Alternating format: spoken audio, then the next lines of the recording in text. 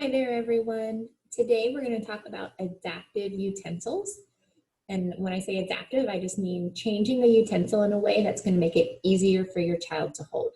So all the things that we're going to talk about today are going to be for kids who have an emerging fisted grasp.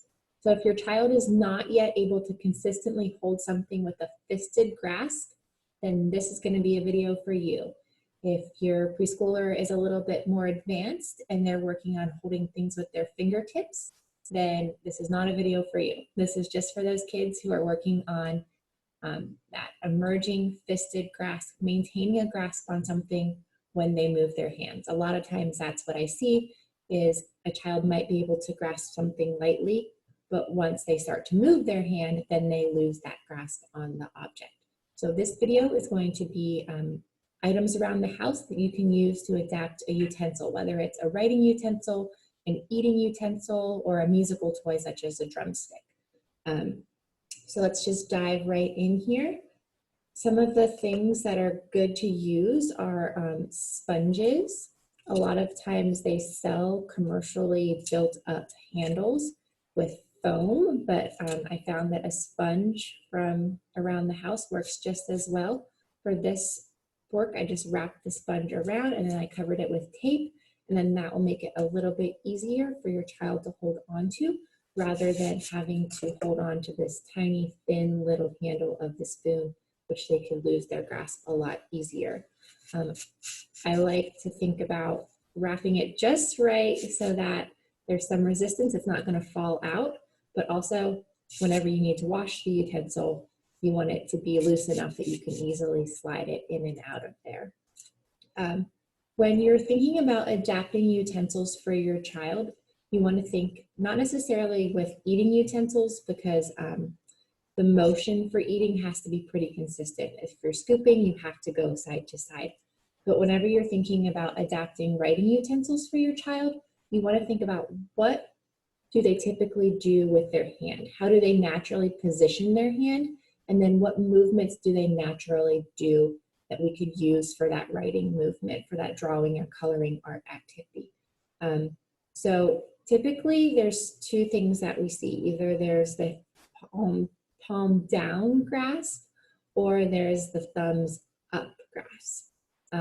Of course, your child could hold their hand naturally in a variety of different ways.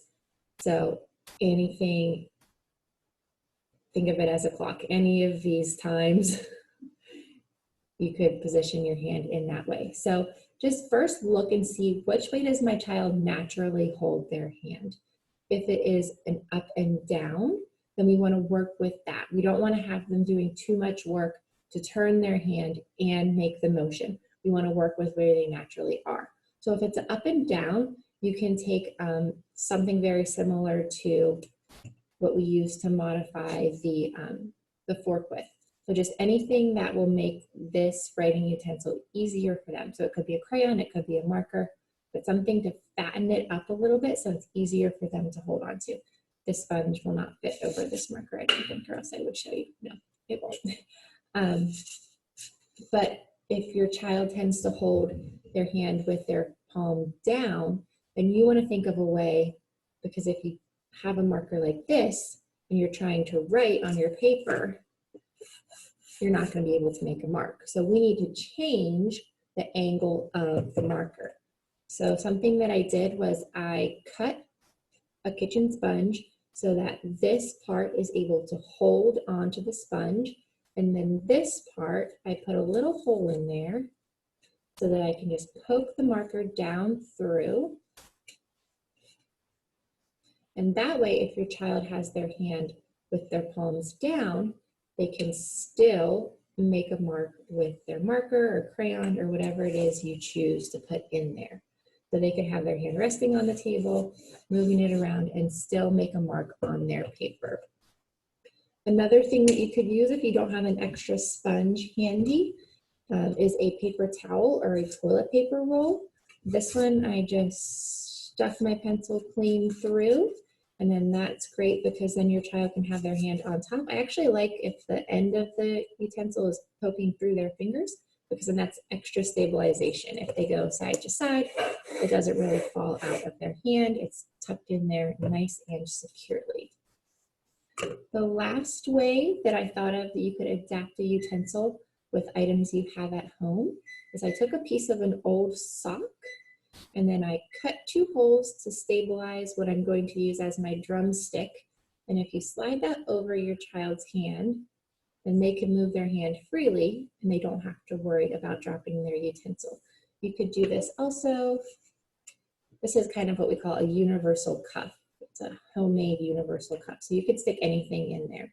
You could do that with your marker. So if your child holds their hand with their thumb down, you would just want to angle it so that the marker goes down.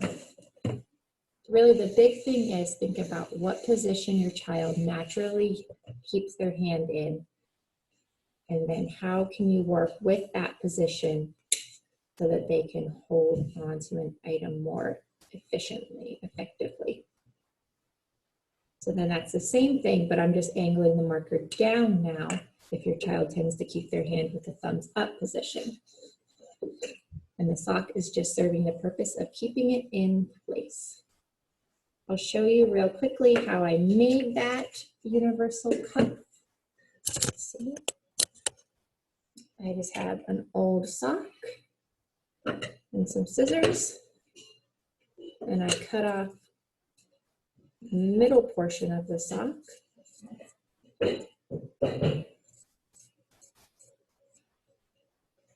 And then cut 2 little holes so that you can thread your utensil through those 2 holes. 1, 2.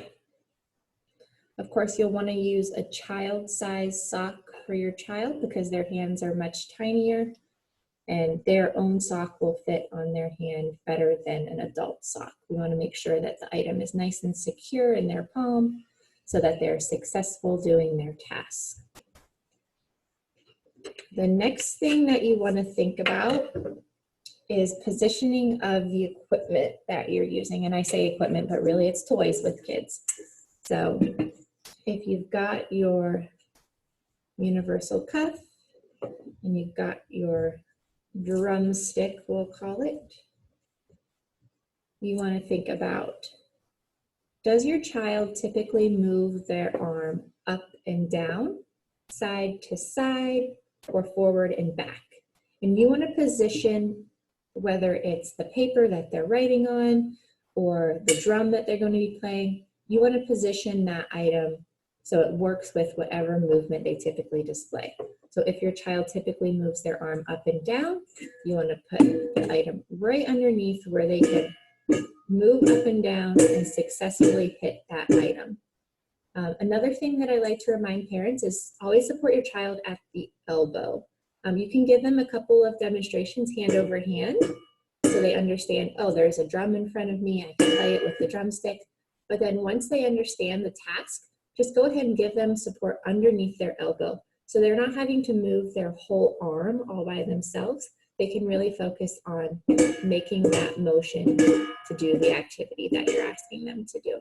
So if they move up and down, this would be a good position to have them in. If they tend to move side to side, I would put the drum over here and then move. If it's this way, then it's not really too successful for hitting. It kind of makes a nice sound. But let's see if I can think of another way to angle it.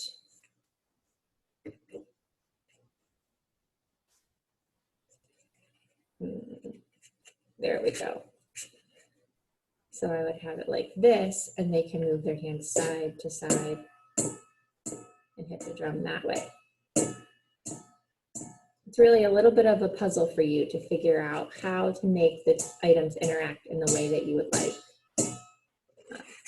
And then if your child tends to move their arm forward and back, you would want to put the drum so they can hit it when you move forward. And then I think it would be fine just to have the drumstick sticking out to the side here. So then if they move their arm forward and back, then they're still successful at hitting that drum. Like I said, it's a little bit of a puzzle, but you just have to stop and think, how does my child naturally position their hand? What movements do they typically display? And then where am I going to put the objects so that those two things match up? I hope this is successful for you guys at home. I know that a lot of my kids out there are working on maintaining that grasp, and this will give them a chance to be successful while they're still building that skill. Thank you, everyone.